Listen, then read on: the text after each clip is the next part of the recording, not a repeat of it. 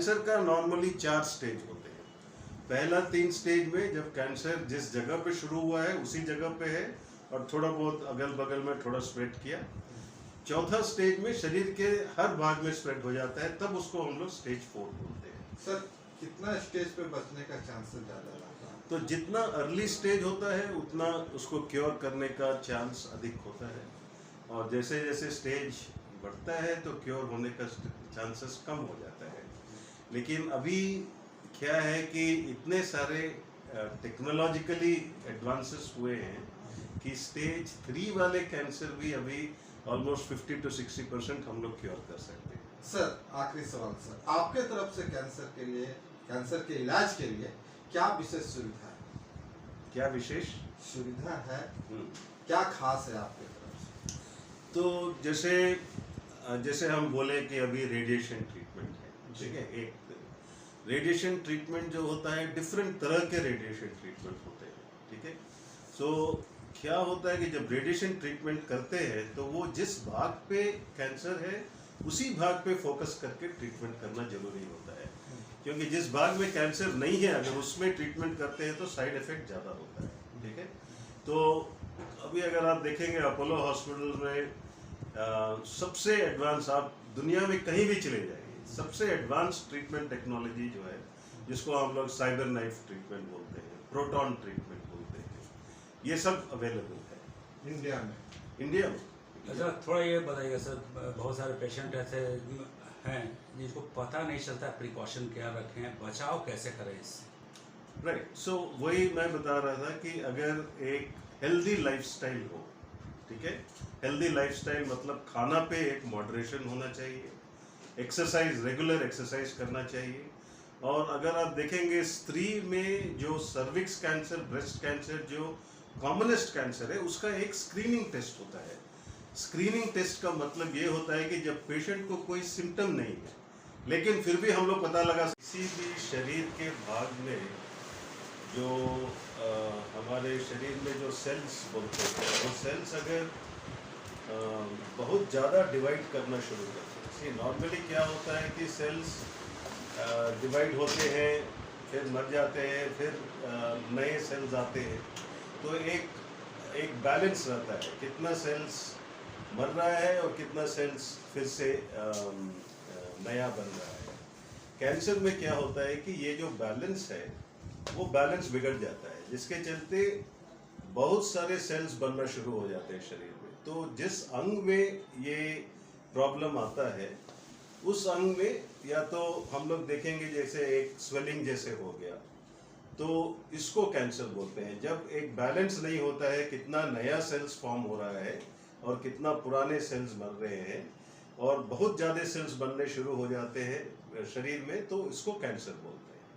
Now symptoms जो होता है वो शरीर के किस भाग में कैंसर है उसके ऊपर बेसिकली डिपेंड होता है, और कैंसर सिर्फ उसी जगह में है या कहीं शरीर के किसी और भाग में फैल गया, इसके ऊपर डिपेंड करता है।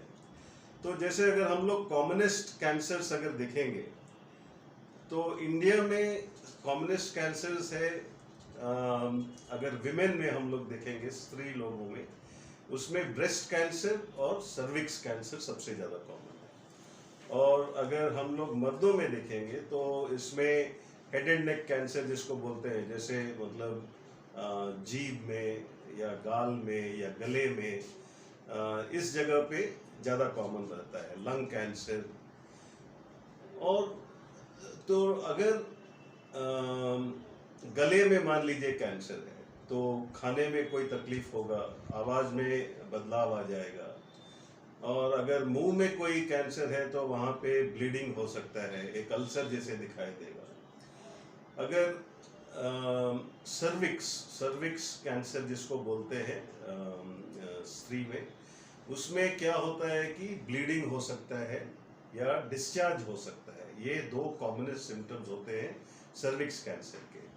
ब्रेस्ट कैंसर में क्या होता है कि ब्रेस्ट में किसी ट्यूमर का वहाँ पे अगर एक स्वेलिंग जैसे पता चलता है, तो ये सब कैंसर जिस जगह पे है उसके ऊपर सिम्टम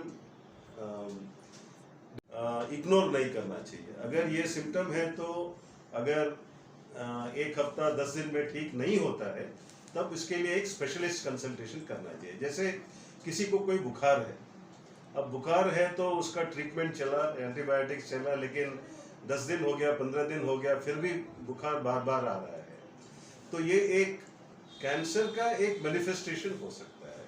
तो उसको हम लोग को डिटेल में एग्जामिन करना पड़ेगा, टेस्ट करने पड़ेंगे। इसी तरह शरीर में कहीं भी भाग में, स्पेशली गले में या इधर एक्सिला में कोई भी अगर स्वेलिंग होता है और वो स्वेलिंग कम नहीं होता है इलाज के बावजूद, तब उसको भी एक कैंसर का सस्पिशन होना चाहिए। बहुत बार क्या होता है, हम लोग देखते हैं इंडिया में ट्यूबरकुलोसिस बहुत कॉमन है, और गले में जब कोई भी स्वेलिंग आता है तो हम लोग लेके चलते हैं ट्यूबरकुलोसिस है।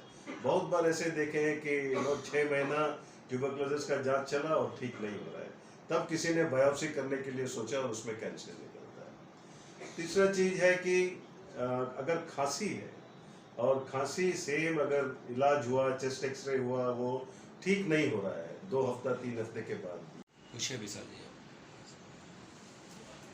सर अपना परिचय जी सर, मेरा नाम कुंदन कुमार हुआ। मैं यहाँ अपोलो इंफॉर्मेशन सेंटर पटना का सेंटर हेड हूँ। ठीक है, हमारे यहाँ हर 15 दिन पे अपोलो चेन्नई से एक सुपर स्पेशलिस्ट डॉक्टर आएगा। सेंटर का उद्देश्य है कि अपने जो पेशेंट है, हाँ। जो आपके पास पेशेंट कांटेक्ट करेंगे, उनको किस तरह का रिलीफ देंगे, किस तरह का सुविधा देंगे?